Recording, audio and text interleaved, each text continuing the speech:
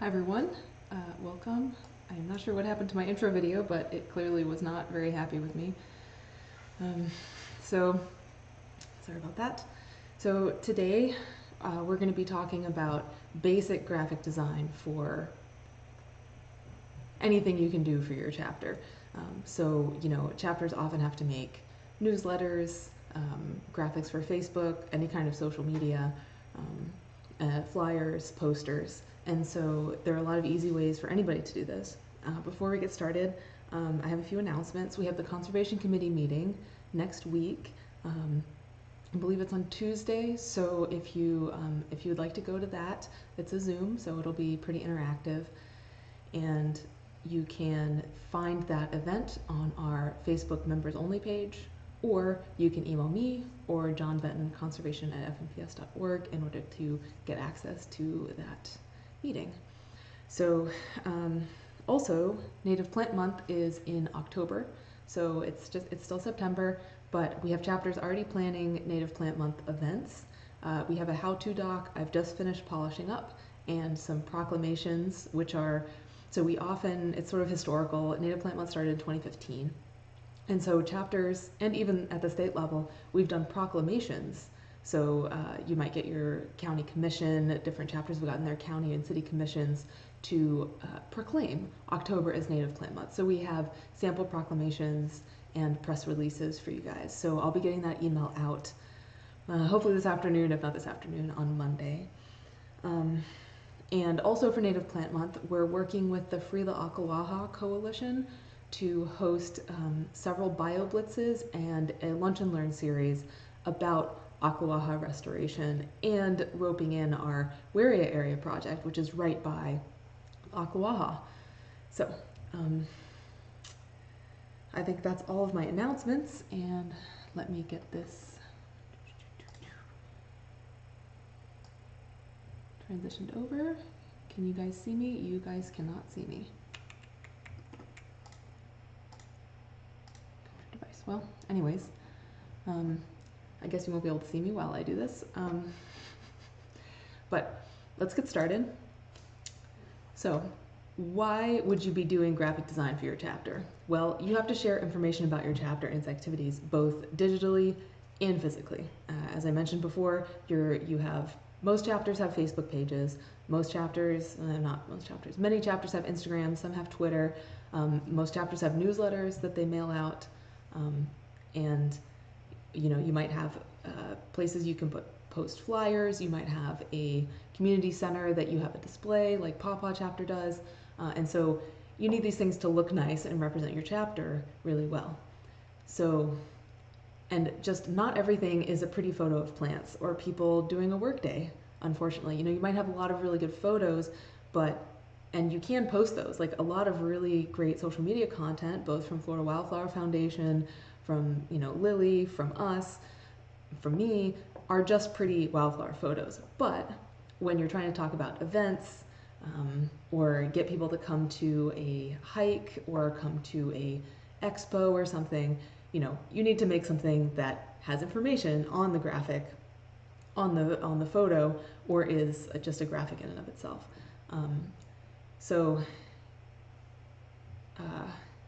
You might also want to do informative social media posts. So on the left you see here the Native Plant Expo flyer that was created by the Pawpaw chapter. You can see on the left here they have their logo, they have our logo, they have the title, all sorts of information, and here we have an event by the Magnolia chapter. So this was designed by Lily, and you can see it's just a text box where the text is transparent. So, and the text is all together. So all she had is a pretty native plant photo, and then she made an event.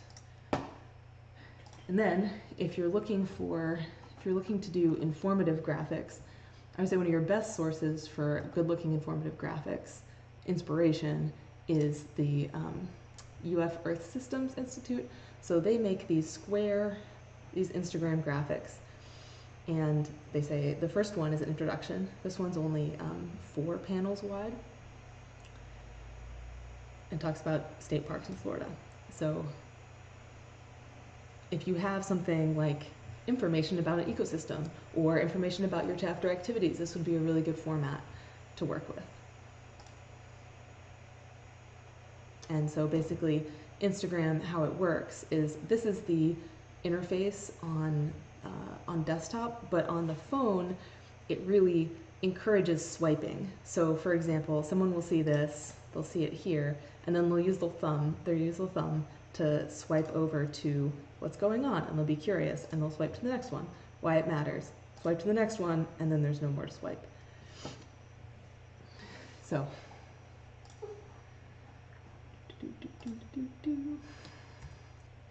okay, so who can do this?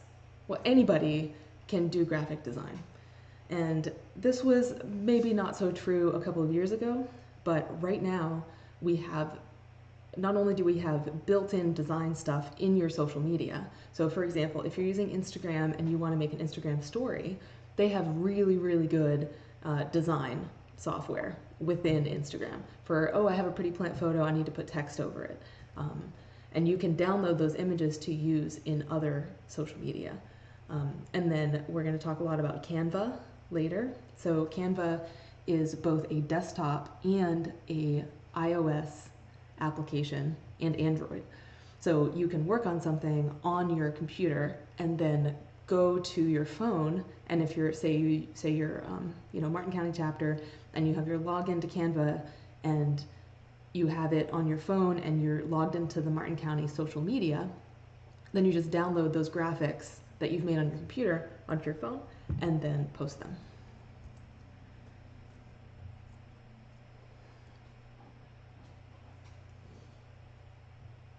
You don't even need to use these special graphic programs. For example, this flyer that I showed you before was made in Google Docs.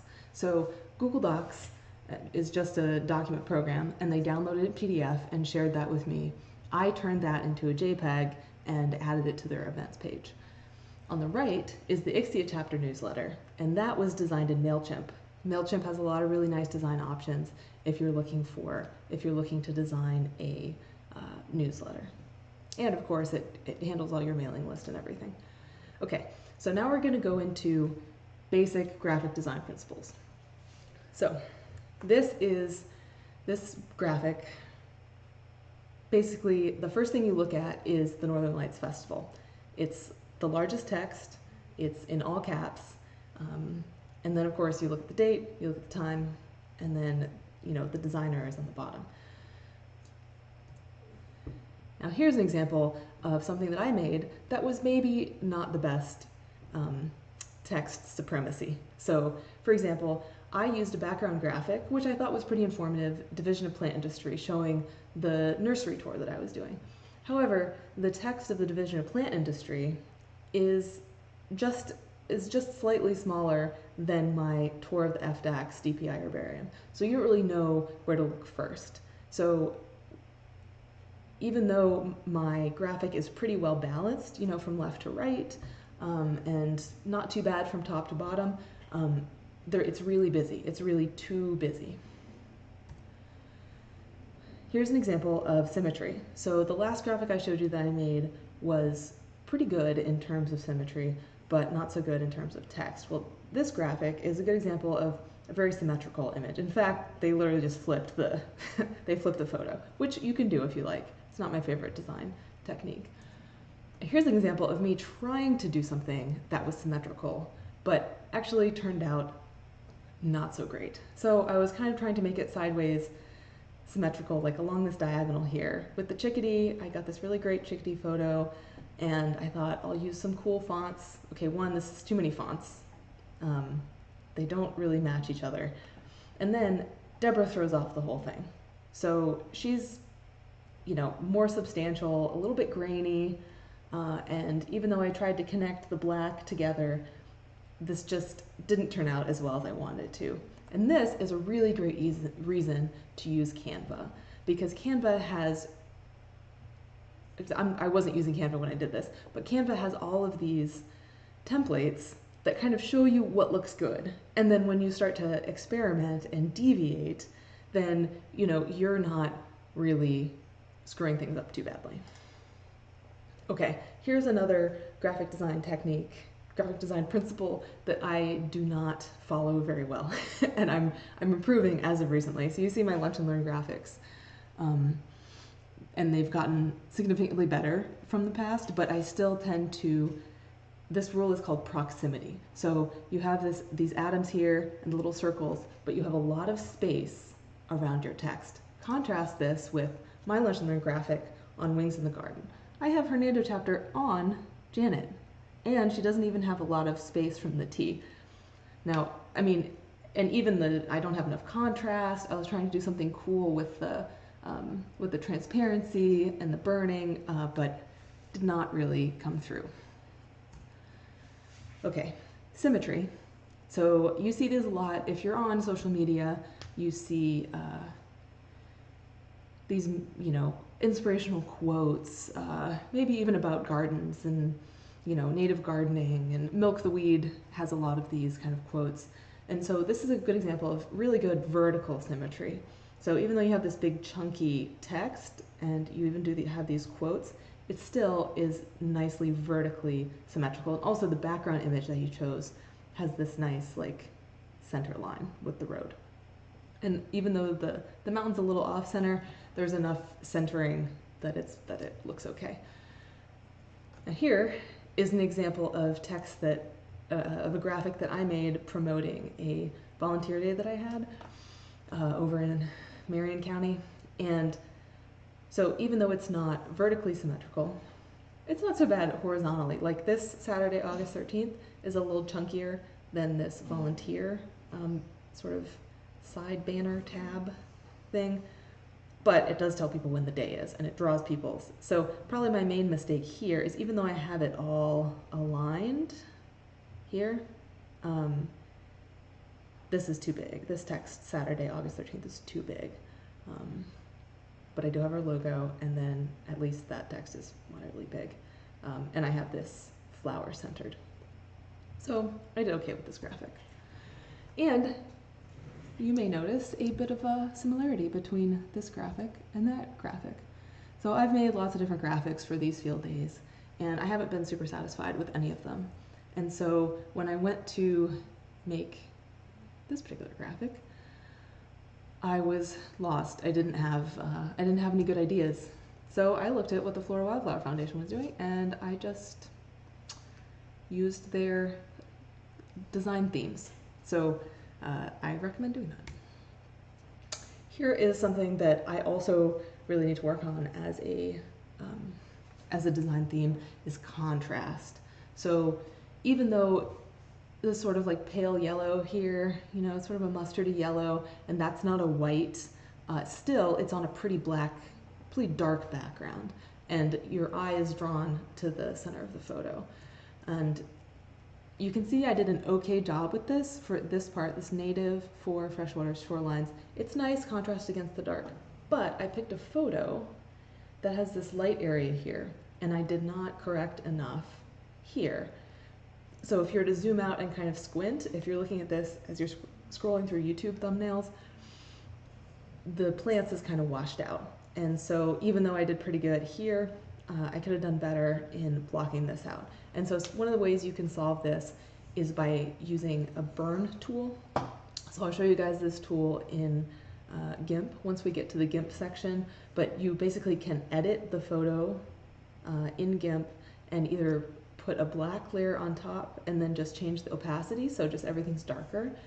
You can increase the contrast, you can increase the black level, or you can use a burn tool to darken this area here. So there are options. Or if you don't want to use GIMP, if you just want to use Canva, you can just put color underneath here. So just put like a banner, like this. So just put white, something like that. And I'll show you how to do all of that once we get to the demonstration part. Okay, this is typography. So one of the early mistakes that people use is using a bunch of different fonts. You start looking at places where you can get fonts, you're like, oh, this font is so cool, I'm gonna use 1,000,000 fonts. No, do not use 1,000,000 fonts. General rule of thumb is 2 to 3 fonts per graphic. And if you're not sure what you're doing, just one. Just pick a nice one. You can use Times New Roman, you can use impact. Yeah, you can use whatever. But if you're not sure what you're doing, 2 fonts, because it gets really, really busy, and it's hard to control the impression that's given if you're not used to working with fonts. So here's a really good example. Naples Native Plants, they have 2 fonts here involved.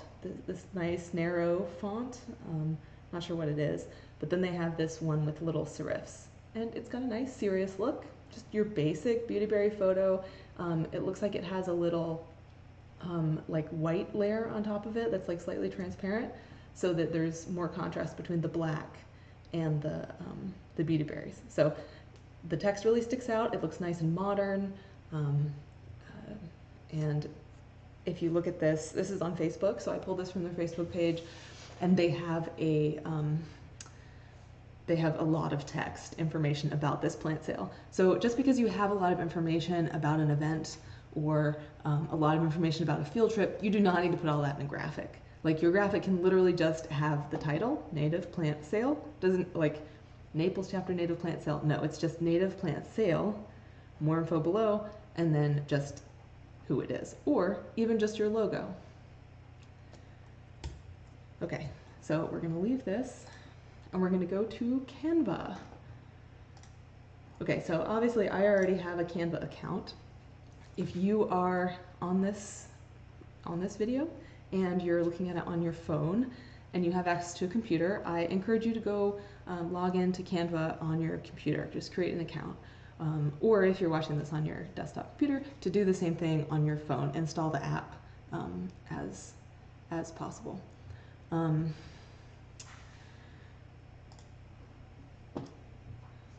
Oh, look, there's people in the chat. Hi, Rebecca, and hi, Greg. Oh, thank you. Thank you. All right, so just a quick tour of Canva.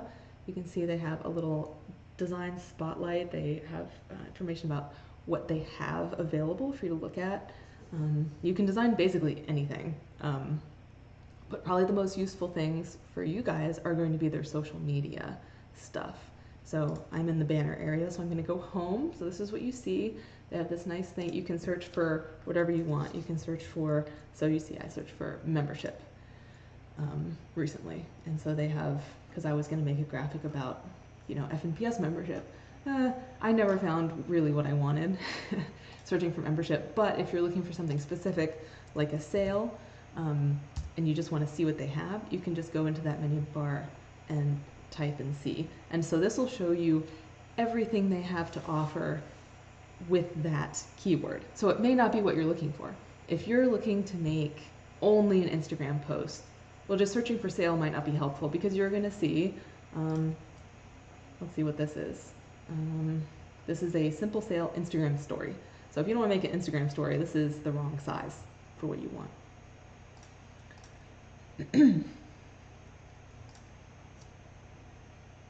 And it has suggestions based on, you know, what you've done in the past. Obviously, this is my communications account, so, you know, it has stuff that I've done recently, right? So we use Giving Tuesday. I use the Giving Tuesday graphics.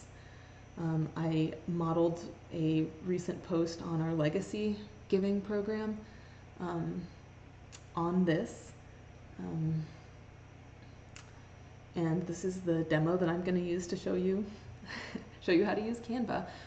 You may notice that there's stuff here that's got the little crown, and as Rebecca has indicated, has asked if I recommend a paid Canva account. So I don't personally need a paid Canva account, because what I do is, if I see something that's paid that I like, let's see if I can find something. Let's go to banners. Let's see something that I like. I can see it's big enough for me to basically rip it off. So I'll just open up GIMP and I will remake this. I'll use their idea and remake it in GIMP.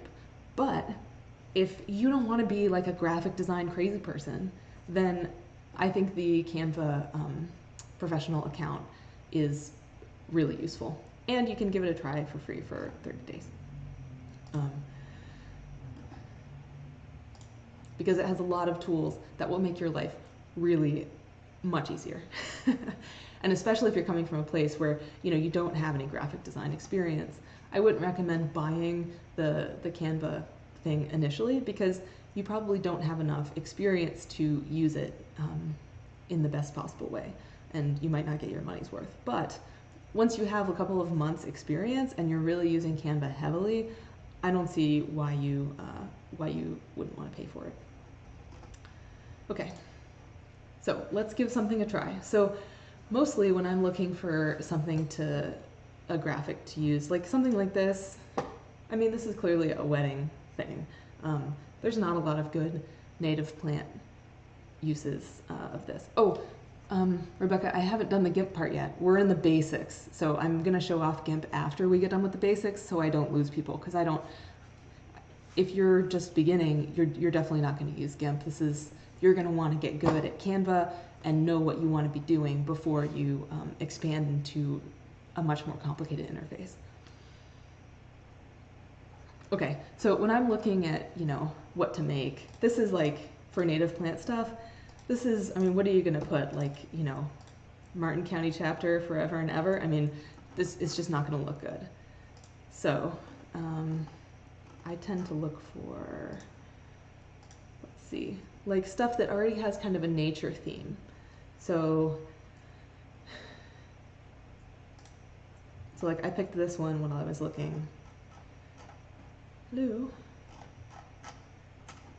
I don't know why it's coming up like that.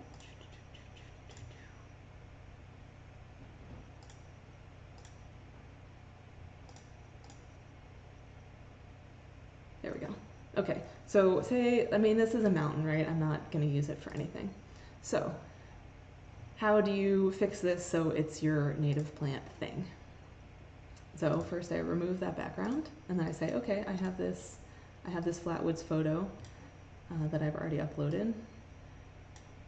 And then you have to make sure you send it to the back. So for example, I just loaded this, but it loaded on top of some text. So I right click, send backward, right click, send backwards, or you can send all the way to the back, and then there my text is showing up again. So I'm just clicking, left clicking, and holding, you know, dragging it around. Okay, so let's call this Flatwoods Walk with Jenny.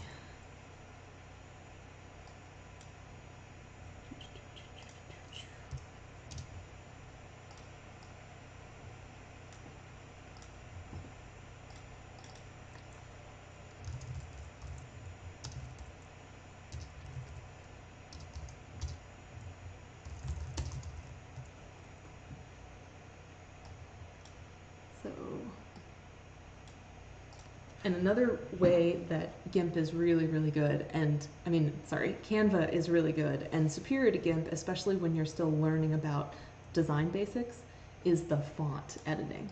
So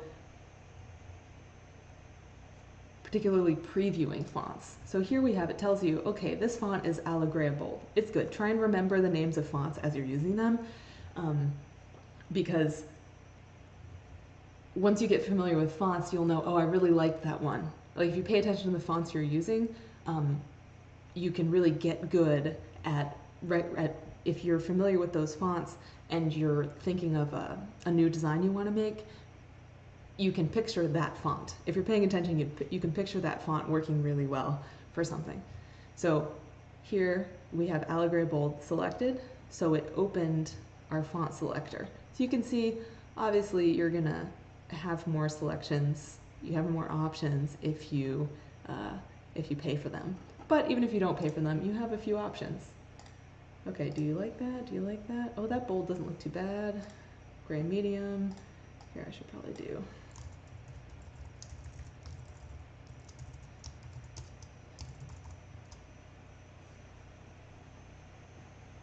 And let's make that.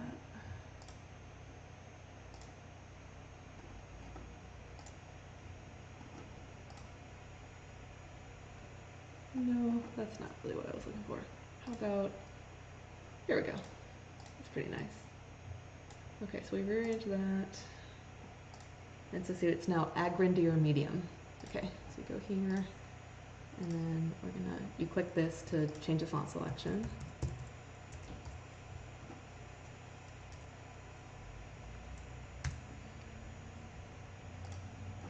We change that font to match. Okay, so we've redone this, looks really good.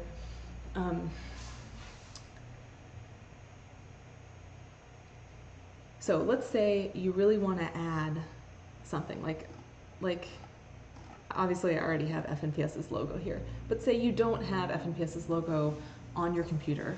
I'm going to show you how to find the logo if you need to re-download it. So go to fnps.org and go down to logos, sharing logos. Click logos, and here Shirley has written this wonderful logo and logo use policy. Basically, don't make us look bad. Represent us positively. Obviously, anyways, you can read through all of these. The most important part here is the logo use versions. So, Shirley has created some small JPEGs for you to use. Now, these are fine, except that they're not going to look super great because JPEGs do not handle transparency. So I guess before we get there, let's talk a little bit about file types. So let's say we're done with this graphic and we want to print it. We want to download it. So hit this download, and here's the file types. JPEG stands for Joint Photographic Experts Group, I believe. And it's either JPG or JPEG. And that, as it says here, they have little things, best for sharing. So JPEGs are really good for sharing because they have this compression algorithm that, or whatever. Anyways, it compresses the image, and you might recognize this compression if you've downloaded a really low res image and it looks kind of pixelated, because the compression can be really, really strong. And so these file sizes tend to be small and pretty useful for web use or email attachments or something. PNGs are good for illustrations, particularly because they can handle both lines and pixels. And for your sake, for your usage, PNGs are really good because they support transparency. And why does that matter? Well, let's add this FNPS here. This is a PNG, right? So it's not square, it has our little outline. But let's go here and download the logo. Let's save that as, I put it in the Lunch and Learn area, and we'll go here, and then here they have, you can upload the files, and it brings open the file uploader. So let me just refresh that since I did that too fast. So I'm here in Uploads on the left side, the purple Upload Files button, and then it brings up a selector. So if I use that JPEG, here it's loading right here on the left hand side, it's got a pretty little graphic talking about how it's loading. Eek, eek. That is not nice looking, right? And it's got that, white square. So what you need is one of these PNGs. So see how it says transparent background. That's what you want if you're making a graphic.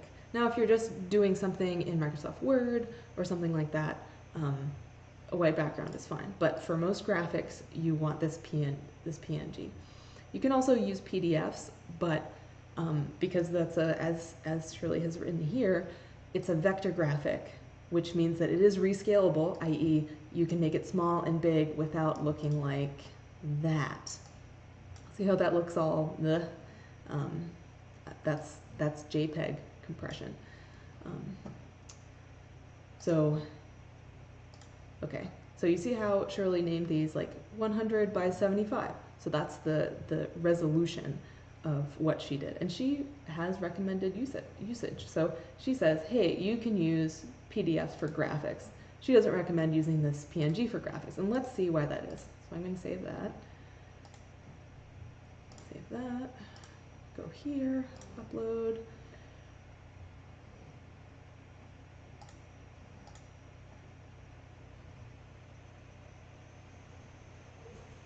There we go.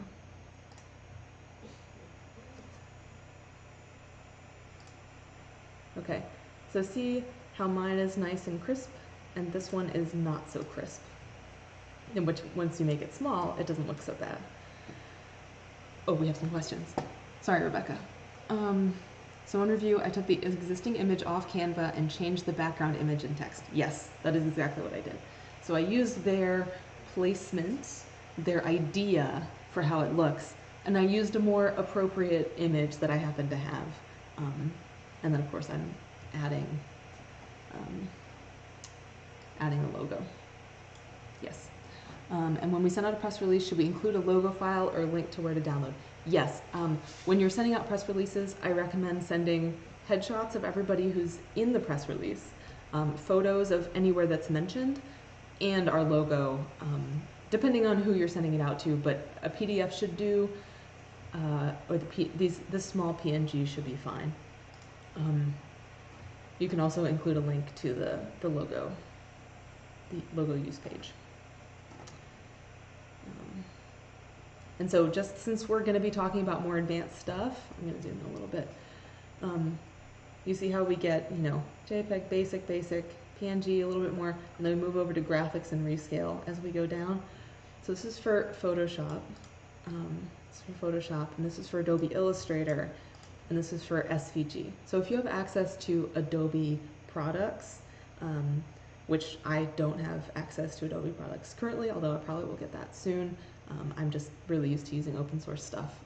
So I can edit SVGs in Inkscape, which is beyond the scope of this particular presentation, but yeah. All right, so I covered that. I covered logos. Let's see, what is the next thing? Oh, photos. I believe I wanted to talk about where you could get good photos. So first I wanted to show off how Pine Lily has our photos organized. So there's basically, there's 3 ways to get good photos, right? You can take good photos. So, you go out in your field, you go out into a field trip, and you take really good photos. You can get good photos from other people, or you can buy photos. So here's assuming that your chapter has somebody like, Taylor or me. And so we have a Google Drive. This is my business Google Drive, and so Pine Lily has shared their Google Drive folder with me. And so we have for sharing, Taylor, native plants. And so she has some really great photos for us to use for stuff.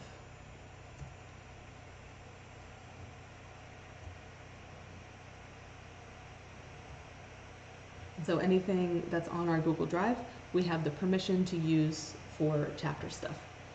And so I recommend setting up something like this, a Google Drive folder for your chapter with photos that people can use to, like, say you have a new social media person, or somebody's watching this presentation and they don't have a bunch of their own photos. They can, use these photos. Another great place to get photos is iNaturalist. So if you're going to make a post about a plant, but you don't have great photos of that, or your photo's not perfect, or you need a side view, you can just look for that. So the best part about iNaturalist is that it's all, the data is checked in a couple different ways by various citizen scientists. So you can click View Observations, and let's get out of just Split Oak, zoom out, filters. So I always filter by Florida because I never want to see photos from other places because the context doesn't look right. And here's how you find photos to get from other people. So this looks crazy. This looks crazy complicated. Oh, I can't make it any bigger. Basically, this is photo licensing called Creative Commons. Creative Commons. And Creative Commons is a photo licensing style that iNaturalist and other photo sharing websites have adopted so that you can license your photos in a consistent way that other people may be able to use them. So if you license your photos as CC0, CC0 is basically anybody can use it. So I just clicked CC0 and I pulled it up. It's called public domain. So basically government works are public domain and photos labeled CC0 are public domain. So you don't have to tell anybody where you got that photo. You can make money off that photo. You can monetize the YouTube video using that photo, whatever you want. And so I clicked information on this, and so see here it says CC0 public domain. That means they did not reserve any rights to that photo. That's really nice. Usually there's not very nice photos in iNaturalist that are put as CC0 because people want to be credited to some extent. So go back to the search and get out of CC0 because we didn't find what we needed. CC BY is basically you need to credit me. Creative Commons by something. I don't remember what it's called. But let's see. Look, it's Jay Horn. We love Jay Horn. So he has his photos licensed on iNaturalist as CC0. We look to see, oh, how good is this photo? Oh, that's not too bad. I could use that in my graphic. All right, that's like the right orientation. And so I click the information button, and then here's how you download the original. And see it says CC BY. So if you want to read the description for those, it means Attribution 4.0 International. So you're free to share it, copy and redistribute the material in any medium or format. Adapt it, remix, transform, and build upon the material for any purpose, even commercially. So that's really important because if you're using this for a graphic, you are remixing it. You're remixing it. You're changing it. So you need to, if you're looking for photos, you can't use a photo that doesn't allow you to adapt it. So let's look at some other. So here, you just click the original, and it pops up. Right click, save as, and I can save it as like that. Okay. So I'm going back to the search area. So my filters, and let's see. Let's go to the most restrictive license. There is a lot of dashes there. So not a lot of people use the most restrictive license on iNaturalist. And obviously this is not a fantastic photo. I don't know why you would not want anyone to use this photo because they're not going to. I click, some rights reserved. So if you're using CC BY NC ND 4.0, you can share it. You can copy and share it, but you have to attribute it, let people know if any changes were made.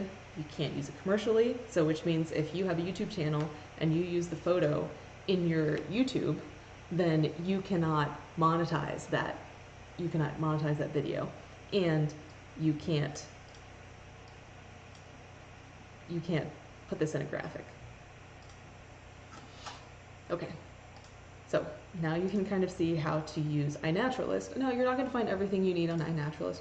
You can also use Flickr in several ways. You can use Flickr to look for Florida Native Plant Society stuff, which is my photos and other people who've done stuff for FNPS. You know, I have this we have these photos for you. I mean, I'm an employee and I take photos so that you can use. And so if you want to look for photos and use mine, you're very welcome to use them. Now, if there's someone else's photos, like here are all of Lily's photos, you should ask her if you can use them. But if it's on our Flickr and it's, you know, and they're my photos or the photographer is not credited, then you're free to use them. So for example, do you need some trail photos? I've taken some trail photos that you can use, and they're pretty big. So like you click this download button and it has original. It's over 4,000 pixels wide. So feel free to use anything on here. And then if you're not just looking for us, if you're looking for, say, let's go with Pine Lily. So I search Pine Lily, and here in this little gray drop down, you have to select which kind you're going to use. All Creative Commons, commercial use allowed, modifications allowed. So you're going to want to select modifications allowed. but it still comes up with some really nice stuff. Look at that. I mean, that's totally different from, you know, the other views of Pine Lily. And Marykind has allowed you to use it. And so here you can view the restrictions. So non-commercial, share alike. Okay, so that's good. You can remix, transform, and build upon the material, but you must attribute. So you'll need to say, like, say you post this, say you make a graphic with this Pine Lily, and in the text of Facebook, you'll have to say, photo by Marykind, which I don't think is, you know, too much to ask. All right, and the last way, well, not the second to last way you can get photos is I like to use Facebook, because we have the Florida Flora and Ecosystematics Facebook page. Let's switch over to Florida Plant Society. Okay, so let's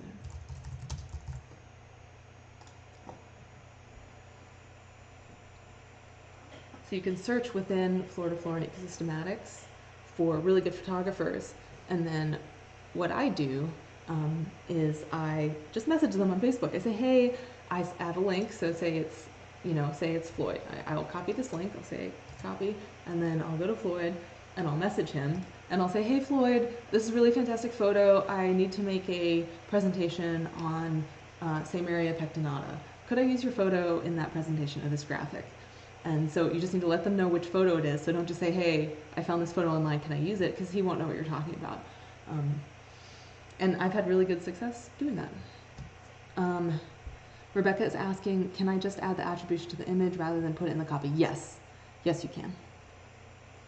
And you can do that in Paint or GIMP, which it is about time to move into GIMP or we're going to go way over. Okay, so let me make sure that I am on that. Oh, the last thing I want to cover is I have a Shutterstock subscription. I pay for it because I can find really, really great things. So you may notice that I use this photo, I use this photo, I use this photo. So I have 10 images a month, and I wanted to offer it to you guys. If you are looking for images, you can't find it on iNaturalist, you're looking for landscape photos, which I don't have a lot of, our chapters don't have a ton of, look for them here. So you can search Flatwoods. And if you see this photo and you really want to use it, just copy this here and then send me an email and say, hey Valerie, can you send me this image? I'd really like to use it. And I'll say, okay, sure, I'll download it and I will send it to you.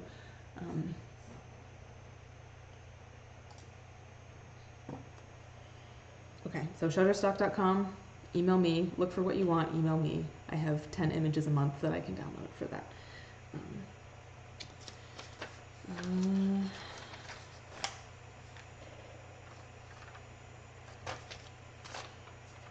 Okay, GIMP. It is GIMP time. So,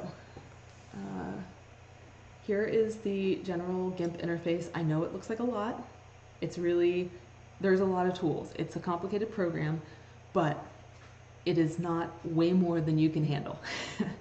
So, here's the top. Here's like, oh, sorry.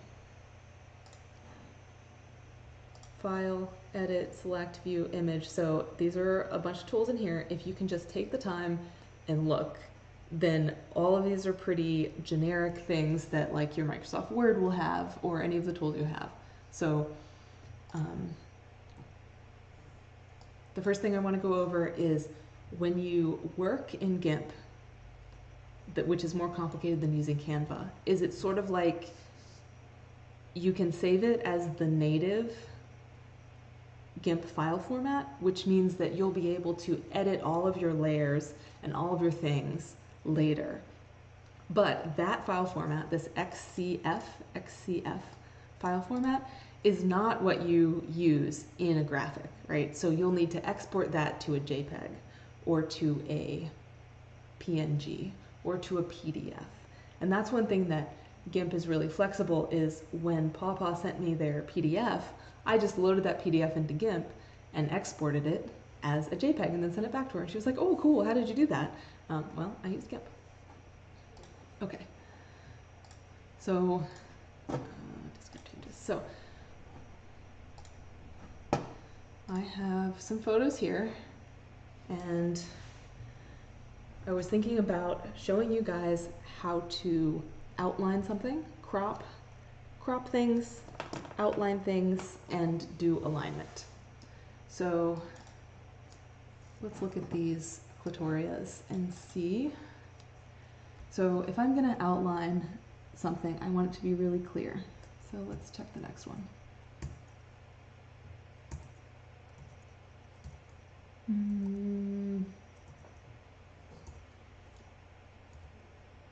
None of these are perfect, but this number 3 is probably the best one. So all I'm going to do is pick the one I want and then drag and drop it in. And it loads it. So this area here is your tool selection area.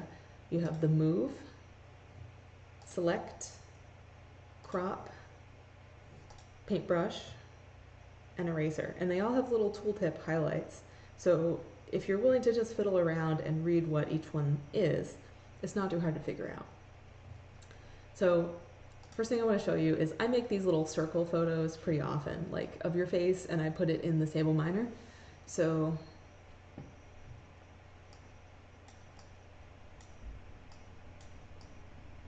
to say I'm going to do like this. So I'm going to, what I have is a selection. So it is going to select everything in this area right here. So it's that select option here. And what I need to do is, because this is a JPEG, if I just click and select, so what I did is I just clicked, left clicked, and it selected that circle right here, this circle. And what I want is to erase all this stuff out here. But if I just press the delete button, it erases that stuff in there and it makes it black. So two things that I don't want at all. So what I have to do is hit select and then invert the selection so it selects not the inside, but the outside. Okay, so the right thing now is erased, but I don't want it to be a black outline. I want it to be transparent. So what I need to do is go to my layers here. So this is the layer that I imported, Clitoria. You can turn it on, you can turn it off. And I right click it, and I need to add an alpha channel. So alpha is, I don't know, it adds transparency information to the layer. The alpha is like, you have your image, which has information, image information, and then the alpha is there's no information. There's no image information here. So we add the alpha channel to that image, and now magically we press delete and it's transparent. So these little gray boxes here, they're a feature of GIMP and Photoshop if you're a Photoshop user, and they let you know that there's no information, there's no image information there. So now you know that this is transparent. So I'm going to hit select, none, hit the crop tool, because I want to make a little square, like if you pretend I'm like cropping out somebody's face from their headshot that they sent me. And I just go like this, and then make it that size. Here you go. And the reason why I'm showing you this in GIMP is because Canva, without paying for it, doesn't let you do that. Doesn't let you do this kind of stuff. Okay, I'm just making it a little larger. Delete. Okay. Let me check the chat. Okay, if I am paying $15 a month for Photoshop and don't use any other Adobe tools, can this replace Photoshop? Yes. Now, I haven't used Photoshop recently. I've heard they have some really nice shortcut tools. So let me just, with a grain of salt, let me just tell you that I have not used recent Photoshop tools, and I've heard they're very nice. But I'm very used to this, and I don't have to have Photoshop right now because I have this. Okay, so back to the image. Let's say we want to outline this. So we don't want these leaves here. We want to just say, take that little clitoria and put it on our graphic. Maybe like put it over a letter, or cover something up, or put it in the corner. Okay, Shirley does this a lot in the website. You can see, you go to different pages in the website, she has little plants that she's done this too, and it looks really good. So what we need to do is we can't just, well, I mean, we can kind of select our way. We could kind of do like this. We could go like, oh, we're going to delete like this. Okay, but that is what is known as destructive editing. Now, there's nothing wrong with destructive editing, but it means that you lose that image information, which is fine.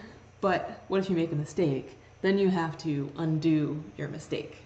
Okay, but if you don't do destructive editing, then your mistakes, then you can just go over your mistakes. Okay, so let me stop talking about it and show an example.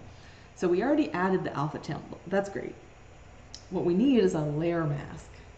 So see, it says add a mask that allows non-destructive editing of transparency.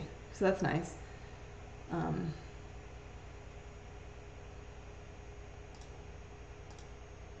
Okay.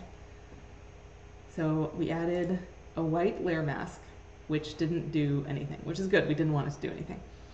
So if we want to get rid of,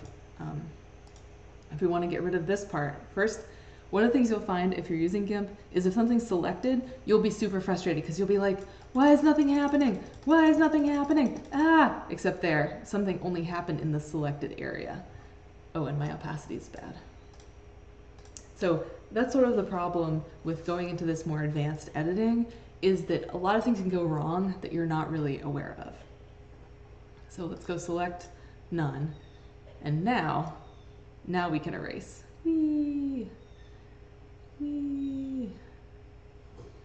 So this is exactly what I do when you send me headshots for the Stable Miner, or I'm making a graphic for Lunch and Learn, is I just trace around this stuff. And so you see what I'm doing here? You see how it's turning black here in the corner? I wish I could zoom in. That would be so great. What if I could, can I zoom in? No. Anyways, so what you can see is it's making like some black here. So that's literally what I'm doing, is I have a pencil and it's black and I'm just writing over that image information, but it's totally undoable. Switch it to white and the image information comes back. Except for where I deleted the image information when I was doing the selection.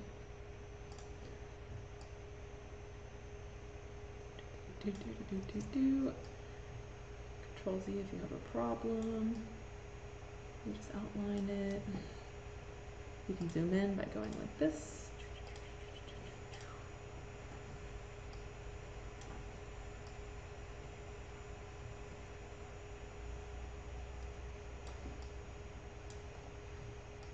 And you know, this is only if you have time and you really want to do these things, because it does. It takes a little bit of time and you have to not get frustrated.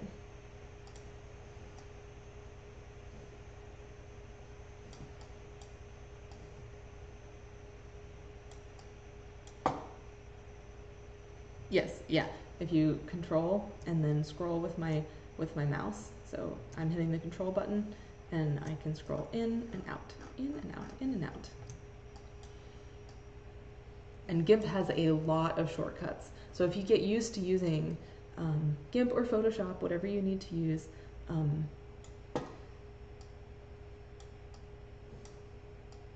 there are a lot of shortcuts. So see select, so see how I just clicked select and then invert. I could have just clicked Control I on my keyboard, and that way you can work faster.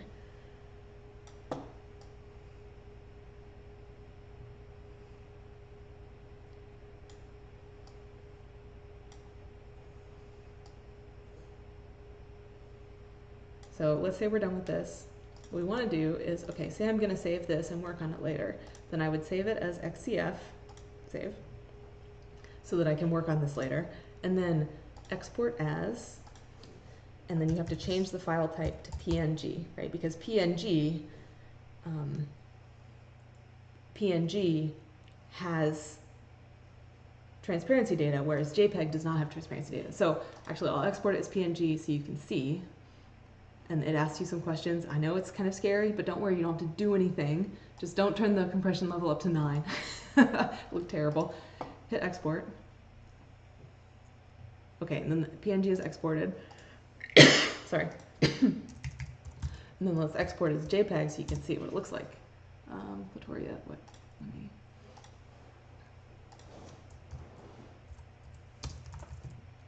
Okay. And see, it asks you the same thing. So quality, if you wanted to compress it a lot, you could drag the quality down. 70 is about as good as you want to, as low as you want to go. Okay. So here is the clitoria. Okay. So here is the PNG that I just made.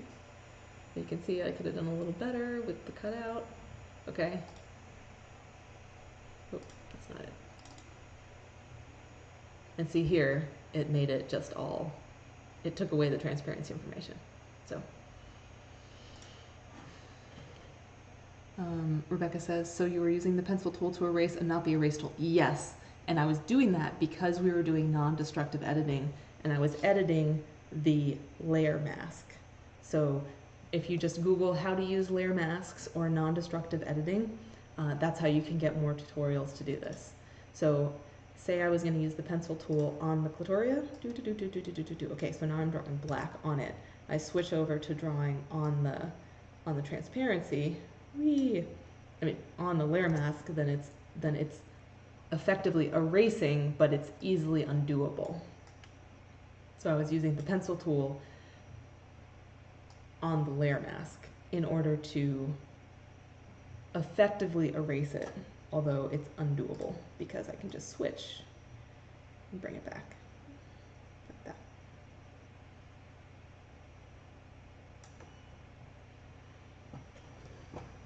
Okay, all right, so is that everything I wanted to cover for GIMP? Oh, I wanted to talk a little bit about alignment.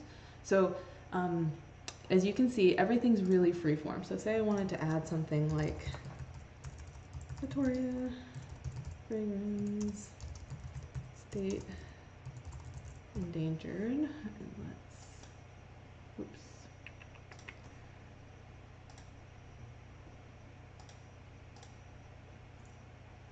I want this to be 0, 0. Okay, so say I want this to line up with something, and I don't want to freeform it. So what I would do is go to Image, Guides, New Guide by percent, and then it creates a new guide like this, and you can just drag it over to, say, the edge of that. Bink, and then it pops to the guide. And that's how you can do things like, you know, Naples chapter, special.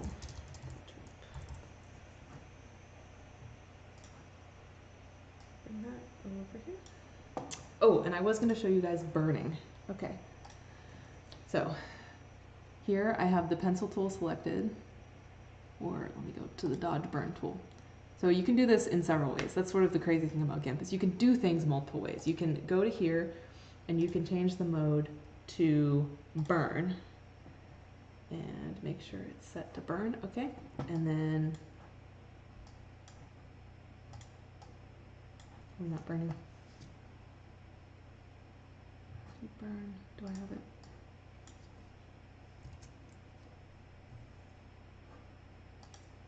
You know, or maybe what you're trying to do doesn't work at all. Who knows?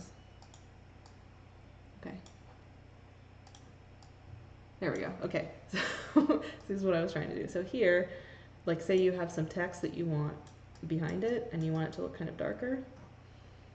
Change your size. And you can increase your opacity. And then you get, obviously this is not the most visually appealing thing, but just to show you how you can make something darker. Oh, and if you're working in here and you want to make that thing that I was talking about, here's how you make a new layer. So let's make a new layer. I'm going to call it behind the text. Behind the text, and then use this square select button like this, and it'll snap to any guides. So say you want this to be a certain size, then you create another horizontal guide that goes along like that. Fill. Oh, let's make it like that color. Okay. And then boop. And then do this again. Make that look nice. Boop. Oh, I didn't do that well. Let's redo that.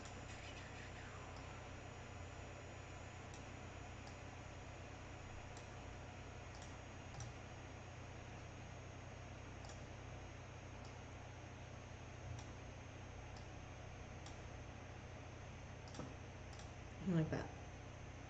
All right. Okay, that's everything I wanted to show you about GIMP. And of course, please feel free to send me any questions. There are a lot of tutorials online, so if you ask me a question, I'll probably just send you a link to a YouTube video. There's no there's no shame in not Googling things. You can feel free to ask me. And you know, you're also welcome to Google something like GIMP outline editing. You might find what you need, but I will know how to search for the things that you need. So please don't hesitate to reach out to me. And the last thing I wanted to cover real quick is how to get inspiration. So there are some people who are doing really, really good work, and there's nothing wrong with posting native plant photos. If you're your chapter social media planner, editor, manager, you can just post a lot of really nice wildflower photos with text in the descriptions. That works for Twitter, that works for Instagram, that works for Facebook. There is no shame in doing that. And people who do that really well are Emily Bell, Lily Bird, Betsy Harris, Paul Strauss, Brandon Corder, Scott Ward, Floyd Griffith, and Kevin Songer. Well, Kevin is more of an artist, so you can see some really great native plant art if you look at his page. And then chapters who are doing a particularly good job at sharing good posts and doing their own design are Ixia and Dade and Magnolia, so Lily does the design for that. Other organizations, Florida Wildflower Foundation, Xerxes Society, the American Society of Botanical Artists, the UF Thompson Earth Systems, as I showed you guys. Cadence Living is a design firm out of Southeast Florida. The Florida Springs Council, an Archibald Biological Station, and In Defense of Plants is a podcast. He does not do, you know, design in any sort of fancy special way, but he does share a lot of really good native plant info, and people like his professional, academic, but also fun and engaging kind of way.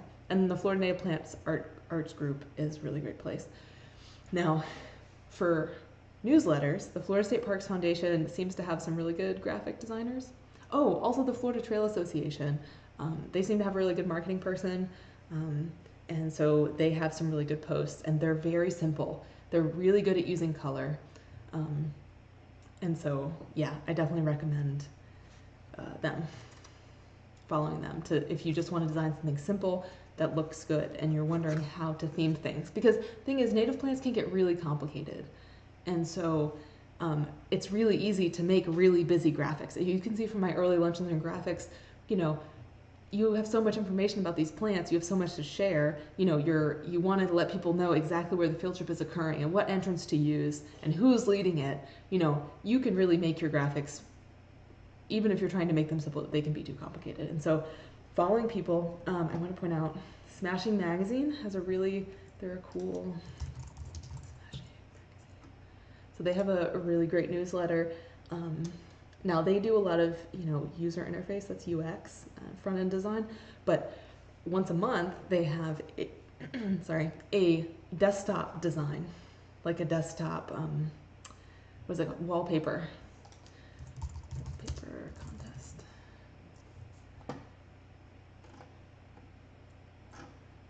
Wallpapers. Yeah, so here we go. Here's their September 2022 desktop wallpapers. And you know, these people are really good at design, but you can kind of see how well these things are spaced. It's kind of themed for the month, for the season, and it's just, yeah,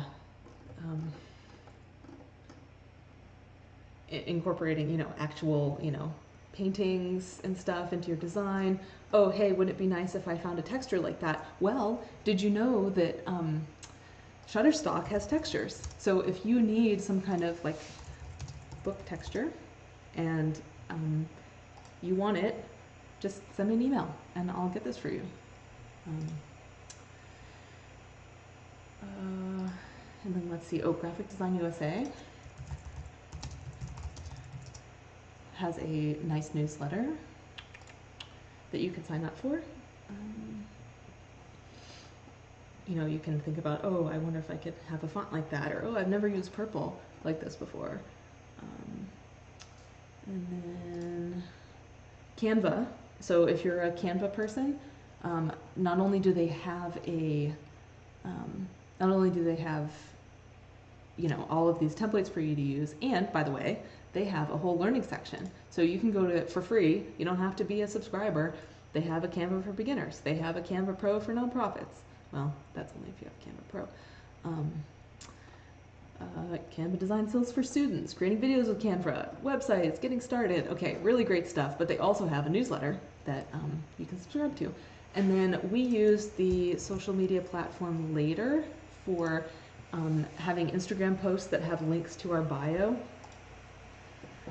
And they have a newsletter as well. So it's free. I mean, they are always selling. They're always trying to sell me, you know, upgraded plan. But they have and they only have 10 Instagram posts a month. But they do have, they have a learning center. If you're looking for more social media tools and skills. And then they also have a newsletter that sort of talks about, like, oh, how to do reels on Facebook and stuff like that. Okay, I'll switch over to me and see if you guys have any questions. Can I share my PowerPoint? Yes, I will.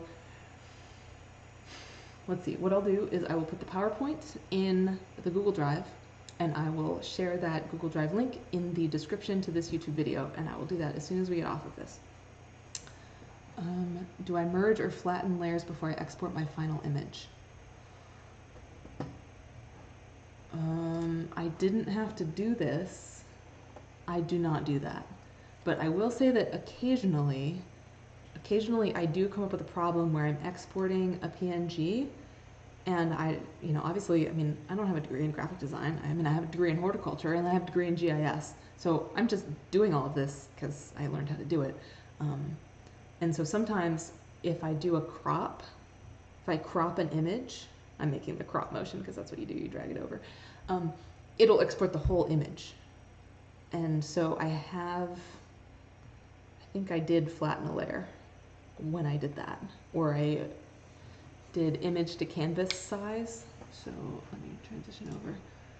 I think I did image fit canvas to layers, something like that, in order to fix that problem. So you can, but then of course, if you flatten your image and you have stuff that you wanted to edit, like text you wanted to edit, then you can't edit it anymore. So you might want to save as and save your XCF file or your Photoshop file if you're using Photoshop as a new image so that you have both of those. But as a practice, no, I never do that. Suzanne Kennedy says, great demo, Valerie. Are you doing all these graphic design edits in Canva for free? Yes. We don't have, FNPS does not pay for Canva. So everything I do in Canva is free. And then if I'm like, oh, I really like that, you know, that Canva design, but you have to pay for it, well, I just remake it in GIMP. And I don't know if you guys are still on, if everybody's really excited, I can talk about how you find fonts. So actually we can do that. We can do that. Okay. So there's two places that I go for fonts because, you know, that's the thing about Canva is you have some really great fonts in there and it's really easy to switch. But if you're using, you know, GIMP, you need to download all the fonts to your computer yourself. So Google has really fantastic, lots and lots of fonts for you to use. And they didn't for a while and they launched this, it's fantastic. But before I used Font Squirrel, yes. And they, I mean, you, if you look through this font list, you could tell the fonts that I use for the Lunch and Learn graphics, because like Fira, that's what I was editing with before. Early on, I used Intro Rust a lot. I've used Milkshake. I like Alex Brush. Rific is fun. I haven't used that though. And so it's a little beyond the scope of it, but you know, you have to download the font and install it to your computer. So that's the whole thing you have to do. So like say So it says download TTF, that's a download true type font. Download OTF, that's a open type font. So different types and licenses to go with it. So see, it downloads to a folder, show in folder. So here it is. Open the folder, extract all. It popped open a thing. I already have Canva, so I'll put it there. And then you go like this, select all of them. Actually, I guess I can do that. Maybe I can. Let's see if I can do that. Show more options. There we go. Install for all users.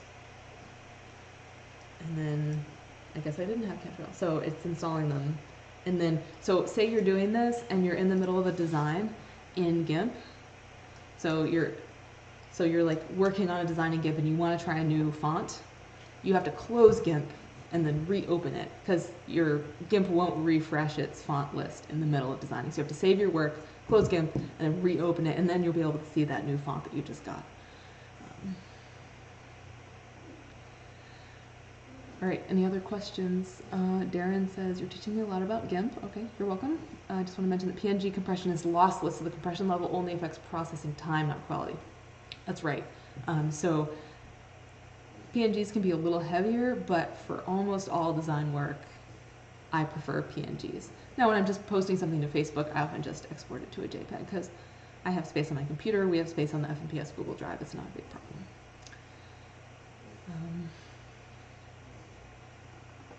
All right.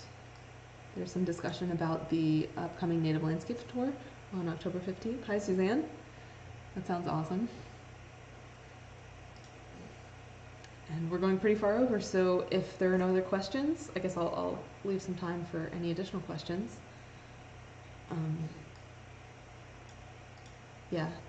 I just want to, one quick thing, if you use Photoshop currently, you're not going to use it anymore, keep in mind you won't be able to open PSD files. So GIMP does not open PSD files. It does not open Photoshop files. So if you are using, if you're just using basic Photoshop stuff, you're probably not using PSD files. But if you are, like Shutterstock, a lot of the stuff on Shutterstock is PSDs. And I have to find workarounds or have somebody open it for me. So if you're used to using that, then you won't be able to use that. But if you're just using like really basic stuff and you might as well just switch to GIMP because it's free and open source and there's a lot of help out there. There's a lot of videos on how to use it. There's Udemy courses, there's Coursera courses, there's free YouTube tutorials on how to use it better. And it updates all the time. There are a few quirks, like I'm not going to say it's perfect, but let me just show you, transition real quick and I'll show you guys. Should be gimp.org. I think it's gimp.org. Yes, it is. Okay, so here it is. La, la, la, la. And you just go to download. You can see they use different kinds of operating systems. You can download it on the Microsoft Store if you're fancy and you have some sort of BitTorrent, you can download it there, or you can download it directly. It installs really fast. Anyways, I love it. And thank you for considering using open source software with me. You're welcome, Suzanne, and I hope everybody who wants the PowerPoints will come back in about 10 minutes and look at the description and download it from there. All right. I hope everybody has a wonderful weekend and, do stuff with your chapter. Having a really good showing how cool your chapter's work is by having a little better graphics and a little better flyers.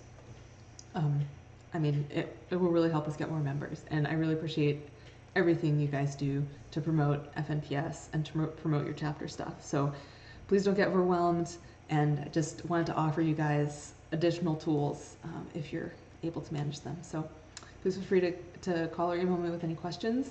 I think you all have my email, and have a great weekend.